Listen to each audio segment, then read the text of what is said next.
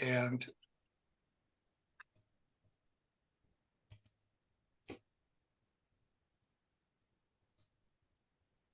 welcome to the Open Door.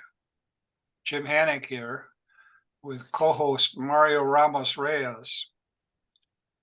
Today, we'll discuss the life and legacy of Brother Andrew, the co-founder with St. Mother Teresa of the Missionaries of Charity Brothers. Our welcome and special guest is Carmel Duca, Missionaries of Charity. He is the author of Redeemed by Beauty, The Life of Brother Andrew,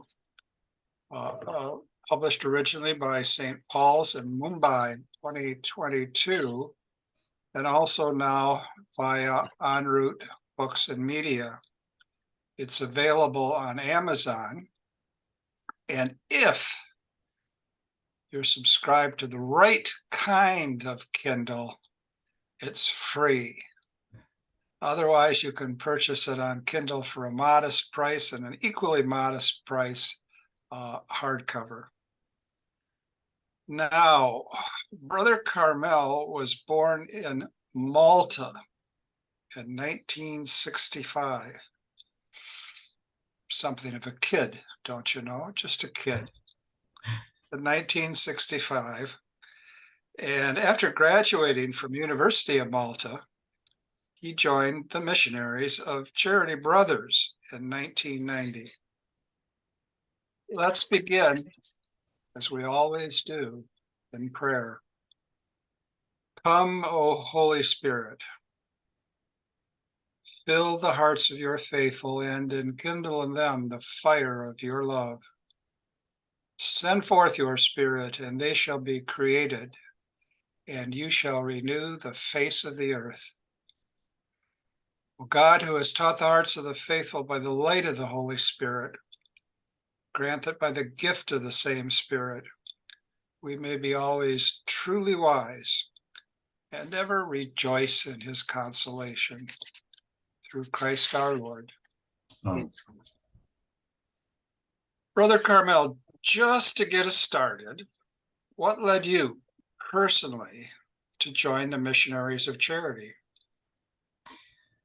I would say my first contact with the Missionaries of Charity came through the Third World group. I was still in Malta at that time, and I had joined the Third World group. We were a group of young people, and we were interested in social issues around the world, and even in our native Malta. And then during our holidays, both summer and Easter and Christmas, we used to go to the MC sisters in Italy to help them. And I remember from the first time I visited one of the MC sisters' house, it was in Palermo in Sicily in 1982, that I started asking whether they had brothers. I never asked whether they had priests. And I always, there was always this inkling in me of becoming a brother. No, there was always this desire, even of doing something with the poor. I remember when I was maybe 7 years old, there used to come a woman every Friday knocking at our door and begging for food, and I still remember her face. And then there used to be also another group who, during their summer holidays, they used to come and collect things for the missions. And I remember telling myself, when I grow up, I will do that also. And eventually I did it. I joined the Third World group, and we were helping our sisters. And to the Third World group, I owe my vocation and my formation between 82 and 90. 8 years to remember. Yeah. That's for sure. Yeah. Now, I know Mario, who is himself an author, and I can claim only to be a paper grader, but Mario's an author. I know he's going to ask you why you wrote this book of yours. Go ahead, Mario. Don't be shy. Yeah. No, Why did no. Oh, you're asking Mario or me? I'm No, asking well, Mario to ask you, what's Okay. the scoop? What's the skinny? What drove you to authorship? right? Why did you write the Redeemed by Beauty? The title is beautiful, by the Yeah. way. Why did you write this book, and what is the topic of your book? Okay, the topic is, let me start from the topic. The topic is the biography of Brother Andrew, who was co-founder with Mother Teresa of the Missionaries of Charity Brothers, where I belong. You know, and the reason why I wrote it is because I was commissioned to. The same in 2016 there was the general chapter, and during the meetings, the brothers realized that we needed to start recording the life of Brother Andrew, especially, and most probably we'll talk about it, especially during the last 10 or 12 years of his life when he left the congregation. We didn't have much information of what he did during that time, even though we knew. So the chapter asked me, the general superior of the time asked me whether I could write the book, you know. Also because his family members, his sisters and brothers, they were already dead by that time. There are still some nephews and nieces, but people who are close to him, even brothers and sisters in the congregation, they were dying. So we needed to do it quickly. Okay. Why the title by Beauty? Redeemed by Beauty. Most probably it was cribbed from Dostoevsky, no? that the word will be redeemed by beauty at the end. And I believe that Andrew was redeemed by beauty. Andrew was a person, I would say he was a mystic, not in the sense of seeing visions or locutions or hearing the voice of God directly in the sense of a voice, but he could see misery, he could see beauty amidst misery. Obviously, he could see the beauty for beauty's sake, you know? Especially, for instance, he wrote a lot about the beauty of the nature in Guatemala, of the Cachiquel Mayans. You know, he loved Guatemala whenever he used to visit. But on the other side, he could see the beauty during misery, in the midst of misery, in the midst of the poor, in poverty. You know? And from the other side, I think God and the beauty, the beauty of God and the beauty, I would call it the capital B, you know, the divine. It's very interesting. Let me ask a question or an objection that I often hear about that claim. So you seek beauty in reality. You look around and your gaze is just wondering about that beauty, which somehow resemble the beauty of the transcendent God. But at the same time, reality is not just made of things that uplift our heart. Also is full of violence, anger, misery. Evil is present there. So if you go to, I don't know, the Ukrainian war, the front, you're going to see violence, hatred, everything. How then you are going to claim that going there, looking at what happened, this is beauty?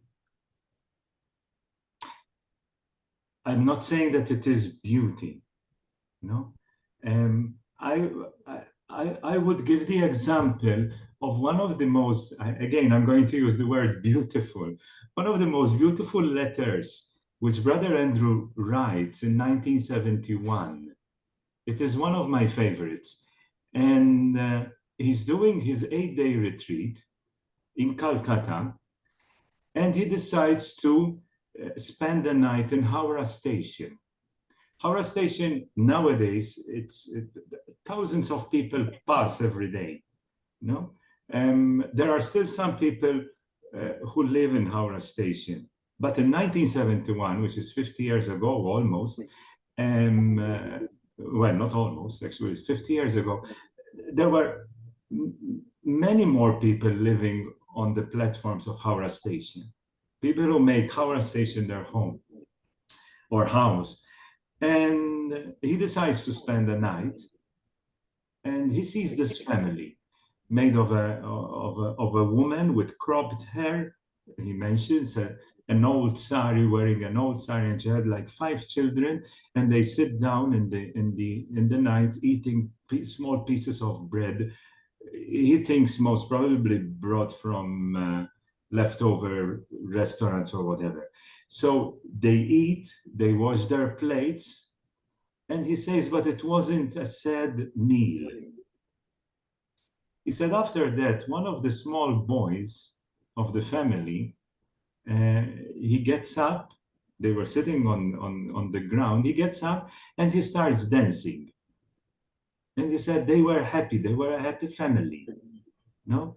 And he says it's there that the meaning of that song, dance, dance, wherever you may be, I am the Lord of the dance, that he becomes reality.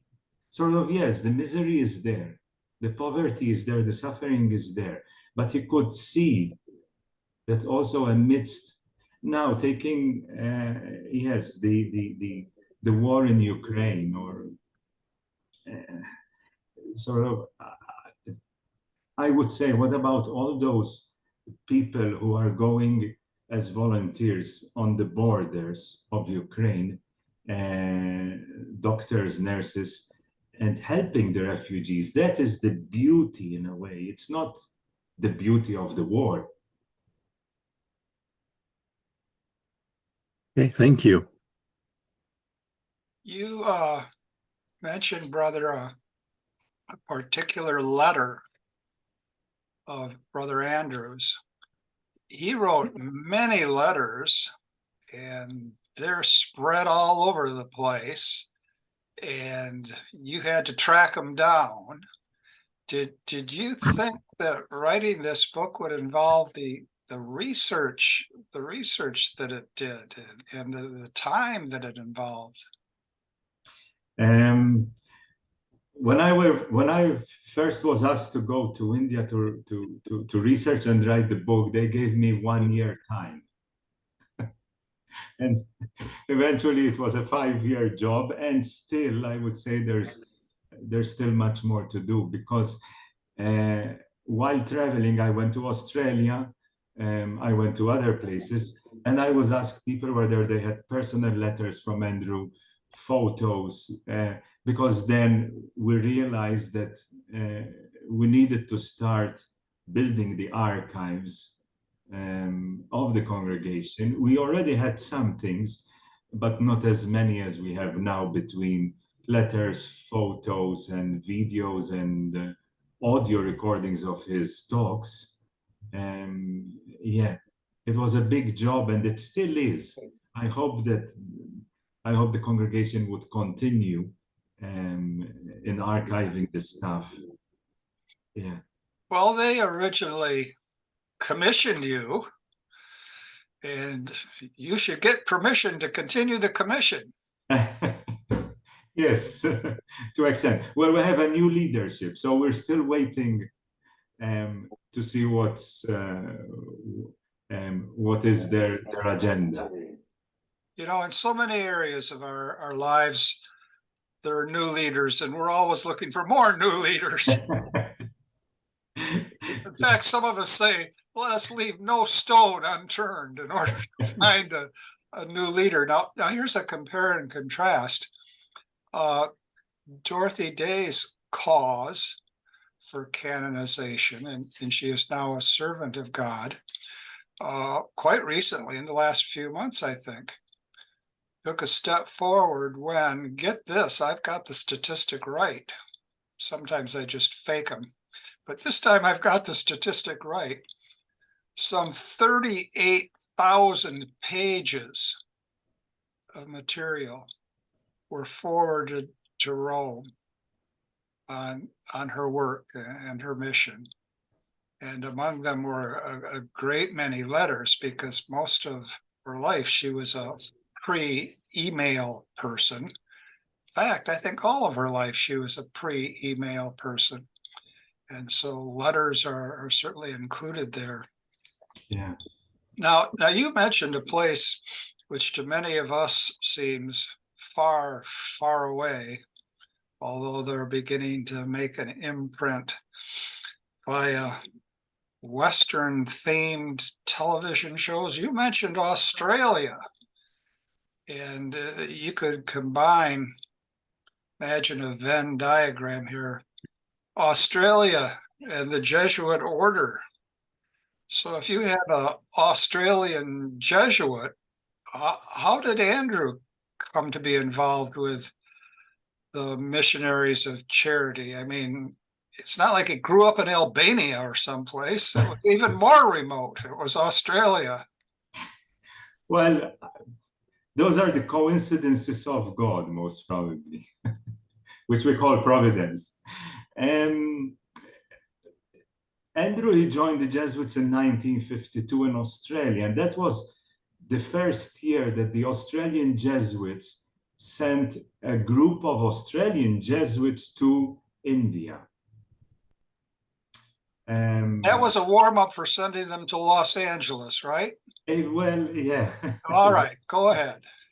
Okay, so in 52, he joined the Jesuits. In 54, he took his first vows. And after that, he asked to go to India. So he arrived in India in early 55. He did all his philosophy studies and theology studies in India, between Ranchi and Pune, the western part of India. Eventually, in 1965, he was up for his tertianship. Now, as early as 1960, before he was ordained, he already started thinking and asking his superiors to go and live in a slum area in New Delhi. His superiors, they were all in favor of it, but after he would be ordained. So they were asking him, just wait. After he ordained, they asked him, well, wait for tertianship. In 1965, it was time for his tertianship. In November 65, he was asked to give a talk about social issues in Delhi at a conference where Mother Teresa was also present. She was giving a talk. So most probably they spoke there, and she invited him to go and visit the small group of men she had started in 1963, and he accepted. His idea was not to join the brothers. His idea was to go and see what they were doing, to get ideas of what he can do with the poor. Eventually, December 65, he went to Calcutta. He worked with this small group of brothers, and she asked him whether he can take over the direction and the formation of the brothers. And Brother, let me interrupt just for a second. We're starting to get a little bit of feedback. Do you hear that, Mario? Yes. Why are you doing that to us, Mario? No, I'm not. Well, goodness knows I'm innocent. If anybody's doing something they shouldn't be doing, I just say stop. No, so far it's just been minimal, but I thought we could nip it in the bud. I mean, we could nip it in the bud. Go ahead. Excuse my interruption.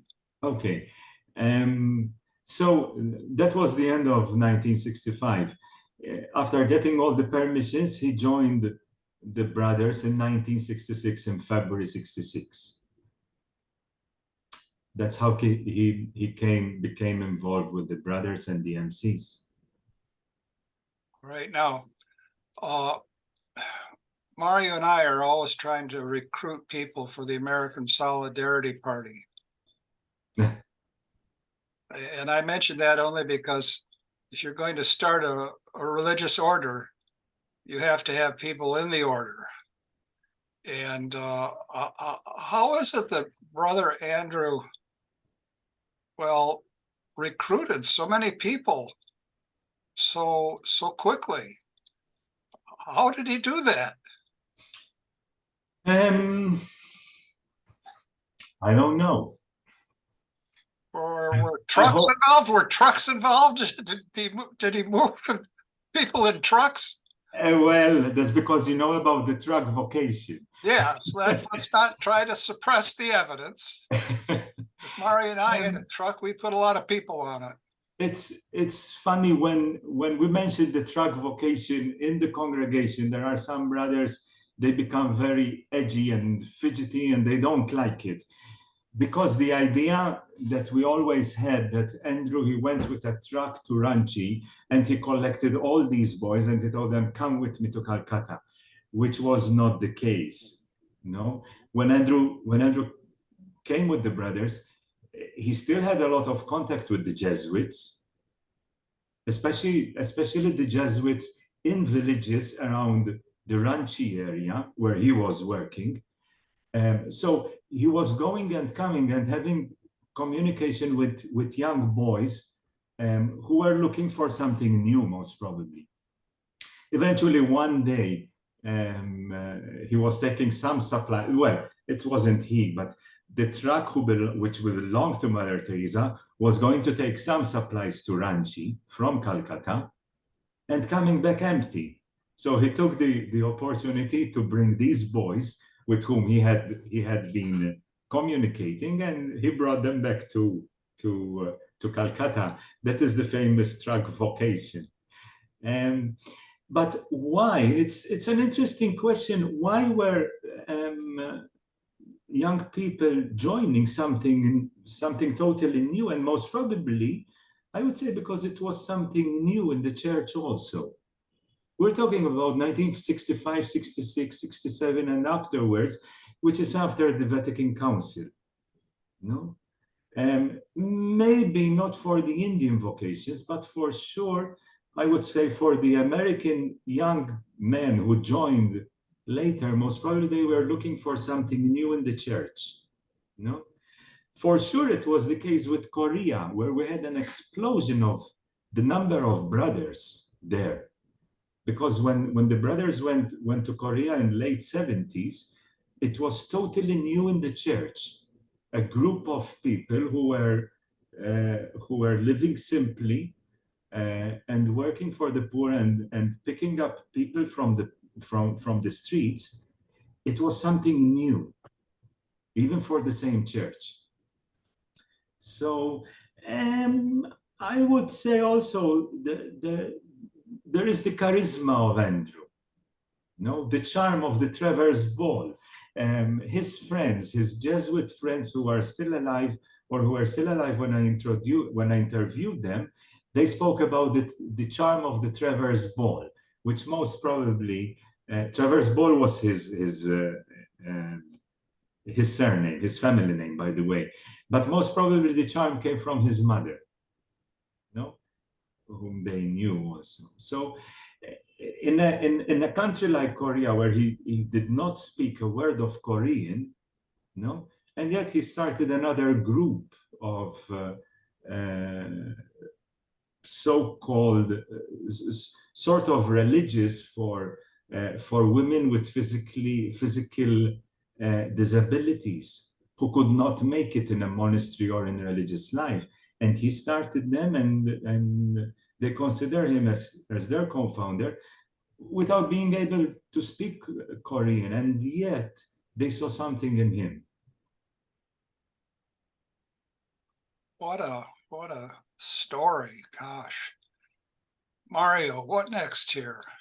So, Father Andrew, it seems to me there was have a few encounters, and so grace must be part of it. Now, explain to me. I think I read something about Father Brother Andrew experience about Vietnam. What was that? Yeah. Okay, as soon as he joined the brothers in 66, he already wanted to start expanding the congregation even outside India, which I don't think it was a good move. You have a small group of brothers and already you want to expand, but which he did not. Now, I had already mentioned that he went to India in 1954. No, he never went back to Australia to visit his family. So in 1972, 6 years after he joined the brothers, he told the brothers, you know, I haven't been to Australia to see my family. It's time that I go for my home visit. I see that the group of brothers, it's quite stable. In 6 years, it has somewhat grown and they were stable in their work. So I told them, I think it's time that I go for my home visit. He spent 4 months in Australia and then coming back, that was November 72, he decided to stop in Vietnam. Now, why Vietnam? He says that he read an article in the newspaper by somebody called Zorza, and he decided to go to Vietnam. I don't fully believe that. No, I believe that he knew what was going on politically, even between Australia and Vietnam. Australia politically, they were supporting a lot Vietnam, especially because the president at the time, in the 50s, 60s, he was Catholic. He did visit Australia, and Australia took a commitment to try to stop, first of all, to try to stop communism coming into Australia. They were scared, but they tried to do something in order to stop it by forming young Catholic leaders who could take over politically Vietnam. And the ones who could do that or could help in that were the Jesuits. They were already in Vietnam. They were good in preparing leaders. And Andrew still had connections with a lot of Australian Jesuits. And I'm sure, apart from which, he already had been writing articles about the Asians in Australia. No? The presence of Asian students in Australia from Vietnam. So he decided to go to Vietnam. He spent a week there, and then when he came back to Calcutta, he told the brothers that he will be going to start opening houses in Vietnam. Well, to open a community in Vietnam. Okay, there is the article which he wrote, there is the political issues, but I always believe that at the base of it all, is he saw the suffering of the people, and that's what attracted him to Vietnam, to go there. Eventually, young people who wanted to join from America, he invited them to go to Vietnam, which was a good alternative, a better alternative for India, because India was not giving visas to foreigners. So he was inviting them to come over to Vietnam. Little by little, in a few years, in 2-3 years, there was already 4 communities in Vietnam, plus a couple more communities in Cambodia. How he communicate with these people? Did he speak Vietnamese or? No. Okay. What happened, and this is Andrew, no? eventually, he went to a bar. He meets he meets a girl. He meets a widow. She had 3 children, and she was a widow. Her husband was killed by an Australian soldier in a traffic accident. And he started talking about, she spoke English. He started talking about what he intended to do in Vietnam. And he says in his letters, she understood him immediately what he wanted to do. So she became his assistant and obviously his translator. Incredible. Yeah. Yeah. And what they started were homes for unmarried mothers with children, old women, widows. No, they were living on a first floor of a house, first, second floor, and then the brothers, they were living on the third floor. Yeah.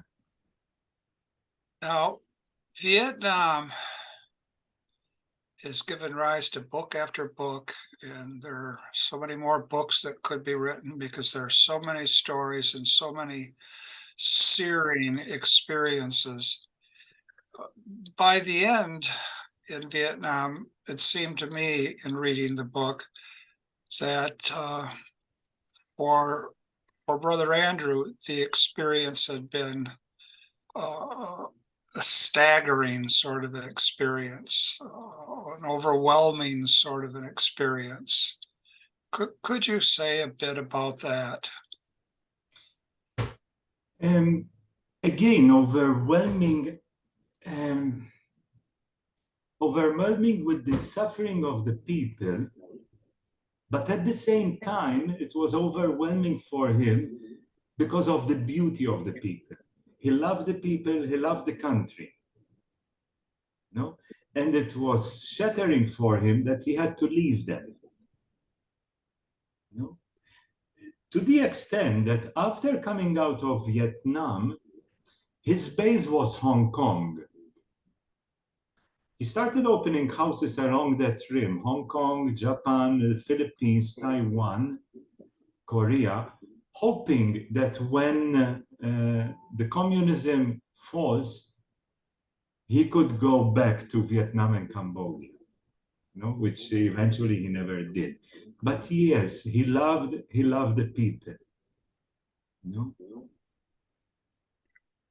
What role do you think his experience of literally being in Saigon as it collapsed, that military collapse and being at the front, as it were, what role did that play in his thinking and his responses? I didn't get in the last. In his Thinking and his responses.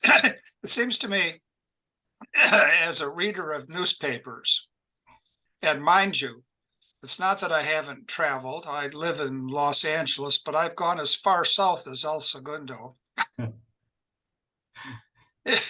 It seems to me that there are experiences, and then there's an experience of being in a war zone and being on the side that loses and on the side that has to flee for its life. There's that experience, which seems to me to be at a whole different level. And do you think that made an impact on him, unlike his experiences in traveling around the world again and again? Was this wartime experience, because it was a wartime experience, especially significant? Something which we did not mention is that Andrew was a gambler. Andrew, he became a Jesuit after losing everything on a horse. No? So risk-taking for him was part of his life. Not to mention joining the Jesuits. And then the brothers. And so I wouldn't be surprised if being in Saigon for him, it was a risk also. A risk which he loved, maybe. I don't know. No, there are things which we will never know. Being in a war, yeah, you said on the side of the losers.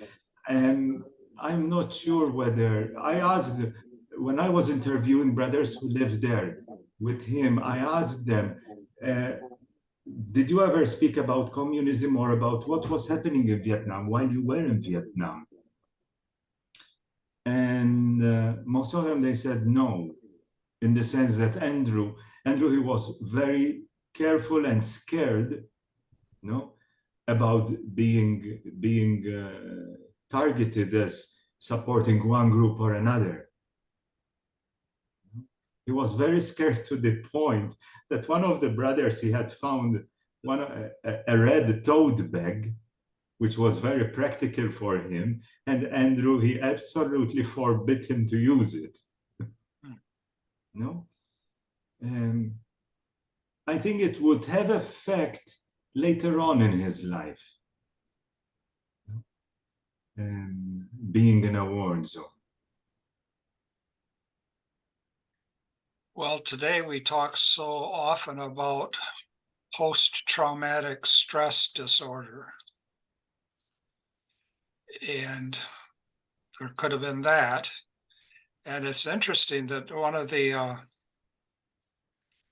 most discussed movies of the day, this day, right now, in Los Angeles, you can't help but listen to these discussions, is a World War I classic, All Quiet on the Western Front. And then, of course, now in Ukraine, we have trenches being dug, and the whole specter of a long, drawn out war. So I had been wondering about that, but now, Mario, could you take us forward, please? Well, what I can gather is that Brother Andrew was a free spirit. He just was following discerning the spirit. So what caught my attention was that he left the order that he helped to establish with Mother Teresa. So what was the reason why he left that order? Is there any explanation? Well, there is, yes. Let's see, after he left Saigon in 76, up until 1986, there was the biggest expansion in our congregation. Because from 13 communities in 1976, under his guidance, under his leadership, we ended up having over 90 communities by 1986. There was this huge expansion in 10 years. Whether it was good or not, I won't enter into that. Whether it was positive or negative, I don't know. The brothers wanted it for sure. No, they were ready to do it. But again, it came with how can I say it? It came with an effect. Andrew, he was all over the place, going from one place to another, helping to found the communities. Most of the time, he would travel on his own, no? And eventually, during that time, he started drinking more. Now, again, the Australians, in a way, they justify it by saying, well, but we Australians, we drink. That's like the English in England. Yeah. That's especially related to soccer, I think. Soccer and whiskey. Yeah. So interesting, in 1986, after 20 years of being the general superior, he asked the congregation, there was a general chapter going on, and he asked the congregation, it's time that you elect another superior. That was a good move, I think. No? After 20 years, it's time that you have somebody else. And it was after this time that the new leadership team, they called Andrew for a meeting, and they told him, look, in these situations, you had been drinking more than you should, and it's good that you go to a rehab. No? At that point, he said, I don't consider myself as an alcoholic, so he asked for a dispensation. He asked for a dispensation. So, but again, yes, the alcohol was there.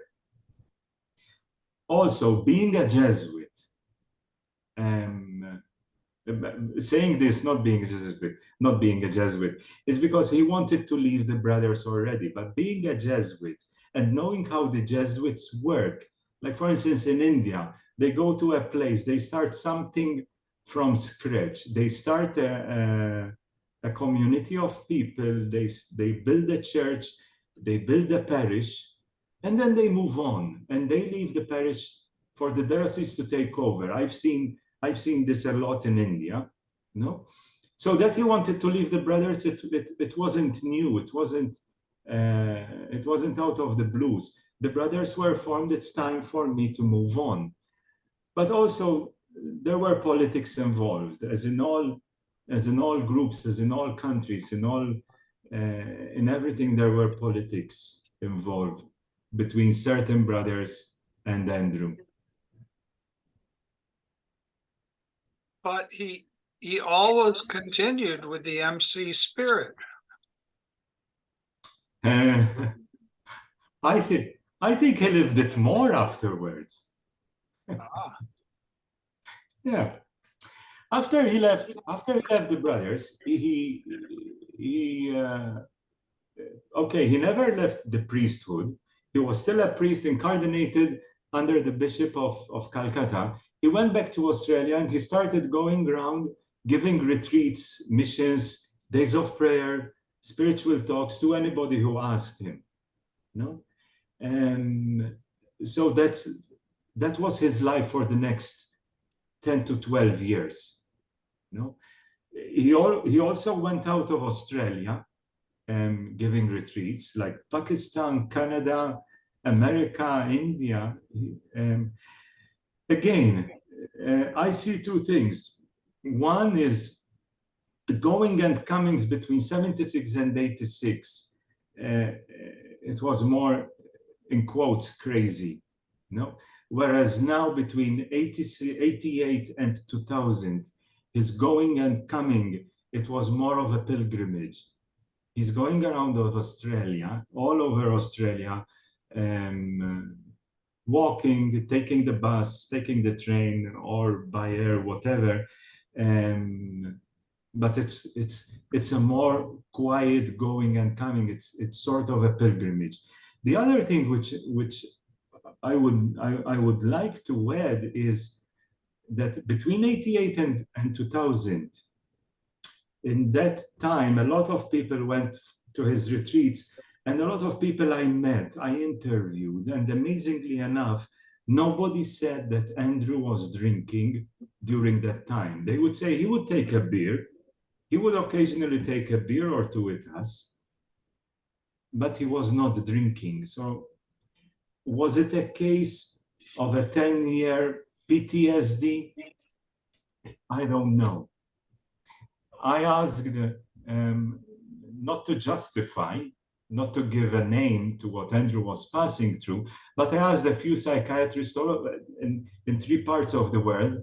I explained the situation, not to get a posthumous diagnosis, but I asked them, could it be a case of PTSD? Some said yes, but interestingly enough, the Maltese psychiatrist, he told me, no, I don't think so. because after the fall of Saigon, which happened in March, he stayed up till August on his own in Vietnam. He told me the fact that somebody would stay, would have the stamina to stay in such situations on his own and survive, he said, I don't think he was having a PTSD. Again, we're talking about these things from a quote psychological perspective, but Mario, he mentioned something about grace in the beginning.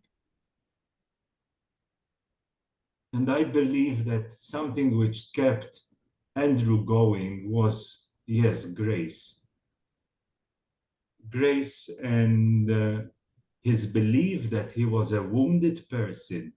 He believed he was wounded, he believed he was broken, he believed that he was a fragile person, he believed that he was an unfaithful man. He said it. And yet God does good things through him, no, or through everybody who recognizes this fragility, this woundedness, and this dependency on God. Amen. Mario, maybe we should shift a bit from Brother Andrew to what's going on today with the missionary brothers. Right. So what are the ministries that the brothers are pursuing today?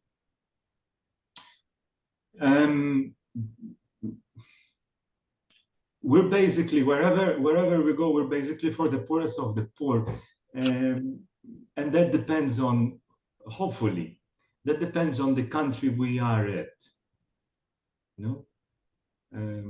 Like for instance, but most of the works, for instance, in India, most of the works revolve around medical works, like with leprosy patients or TB patients or AIDS patients, mentally challenged men, old men.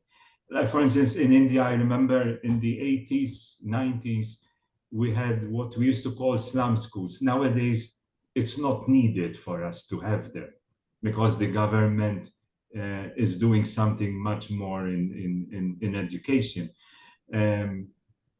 In Africa, we still have what we call slum schools or informal schools because it's needed. No, in other places, it's more a matter of presence. Like for instance, England and Paris. It's more a matter of a presence of a small group of brothers, and there are, even in Los Angeles, and there are people coming in and sharing a meal with the brothers. You know? It depends where we are. Unfortunately, and this is sad to say, there is the trend of staying in homes, of having a home for the mentally challenged and staying there and working there, even because of the pressures of the governments nowadays to have your homes to a standard. They ask us to have this thing and this thing, like CCTVs, and you start going in and becoming an institution, unfortunately. Andrew was against institutions, even Mother, but Andrew was against the big institutions. He wanted us to go much more out, meet people, be with the people, especially in villages. Now, Are you? go ahead. Do you have any missions in Latin America? Yes. Right now I'm in Peru. We have a house in Medellin in Colombia. We have a house in Mexico. We have a house in Guatemala and 2 houses in Haiti. We had a lot more houses which they needed to be closed because of lack of brothers. So what you are you are saying you have lack of vocation? Yes, yes, we don't have vocations. To what you attribute that? Maybe we're not living as we should be living. So you need another brother Andrew. I think so. Could his name be Carmel? No. This is the joke of the day. Listen, you went from being a researcher to being the point person for a significant number of mentally disabled and mentally ill people just outside of Lima, Peru, where I remind you is, if you needed any reminder, there are once again political problems. Yeah. How's it going? We're about 12, 13 kilometers away from the city center. That's where close we are to the demonstrations. But most of the demonstrations, they are being held outside of the capital city. And that is the problem. The problem is that Peru, and I won't go into all this, the political reasons, but Peru is so centralized, everything happens in Lima. If you want to get a good education, you have to come to Lima. If you want to get a good hospital, you have to come to Lima. Imagine people have to travel hours and hours and hours by boats, by buses, just for to have a better education or a good education. And that is the problem. No? I go back a little bit to the vocation thing. I think young people, they have a difficult life nowadays, more difficult than when I joined in 1990, in the sense that there are so many things, so many options you can do in life without becoming a brother, and you would still be doing good things for others without becoming religious. So I think they have a difficult time to decide, apart from which, who would want to become a brother? There's no prestige. And that is the case, especially in Asian countries and African countries. Well, even South American countries, no? Young people, they prefer to become priests and have some prestige, and most probably a little bit more power. We're closing in on the end of the hour, and we're always short of time, but we're Easter people, right? Yes. We are Easter people, and struggle as we might, the greatest victory of all is already ours. So what are your plans for Easter? Easter Day? At the very least. Yes, Easter Day, most probably. I will still get up at 4:30. At 5, we will have prayers, and by 5:45, we would be bathing our boys. Right. Now, I can tell you that the Carmelite nuns in Alhambra, by 9 o'clock, will be having a killer breakfast on Easter morning. We might have a special breakfast. It depends on me what I put on the table, because I'm in charge of the kitchen. Yes, Mario. I have a question. So the charism is to be with the poorest of the poor. And yet, many young people today, millennial or post-millennial, have a lot of choices, so to speak, in their life, so that their charism is not attractive to them because it has no power. Now, having read Pope Francis said you need to go to the peripheries. Now, the peripheries also can mean not only the poor of the poor materially, it could mean the poor of the poor spiritually. So you may find people who are really I don't want to say lost, but without direction in universities, in where they have some means, but they are completely without direction. Do you have any apostolate directed to those young people who may not be materially poor, but still need encounter Christ in those places where they have too many choices and they choose the wrong thing? And right now, I'm thinking in other places. I don't think we have directly, consciously taking that step to be with them.